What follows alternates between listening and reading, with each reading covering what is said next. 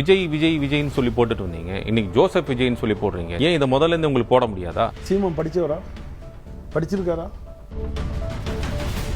இவர் பேர் சைமன் வந்திருக்கு, அவங்க அப்பா பேர் செபஸ்டினா, சைமன் வரும். செபஸ்டின். அப்புறம் செந்தமிழன் சீமான் எப்படி பேரை மாத்துனீங்க? 15 வருஷமா இந்த மக்களுக்காகவும் இந்த மண்ணுக்காகவும் நான் உழைச்சிட்டு இருக்கிறேன். என்ன சார் உழைச்சாரு? திரும்ப சசிகலா அம்மாட்ட எப்படி அவர் கூறி கூறி நின்னாருன்னு எங்களுக்கு தெரியும். நாங்க அந்த காலத்துல சீமானை நாங்க பார்த்தவங்க தான். நான்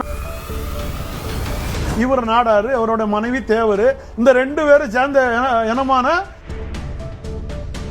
தொகுதியில் நிக்கணும்னா அதுக்கு சாதி ஒரு அடையாளமாக ஒரு தேவையாக இருக்கிறது தவிர அது மட்டும் தான் தேவையாக இருக்கு. அனிதா ராதாகிருஷ்ணன் தாய்மாமன் சீர் கொண்டு வந்து கொடுத்தாரு. எந்த முறையில வந்து கொடுத்தாரு? மாப்பிள்ள மச்சான்னு உறவு முறையை சொல்லி காட்டும் போதே தெரியலையா உங்களுக்கு? அப்ப எங்கிறது ஜாதி வருது? கார் வாங்கினா நான் 2 கோடிக்கு கார் வாங்கிட்டேன்னு சொன்ன உங்களுக்கு ஏன் எரியுது?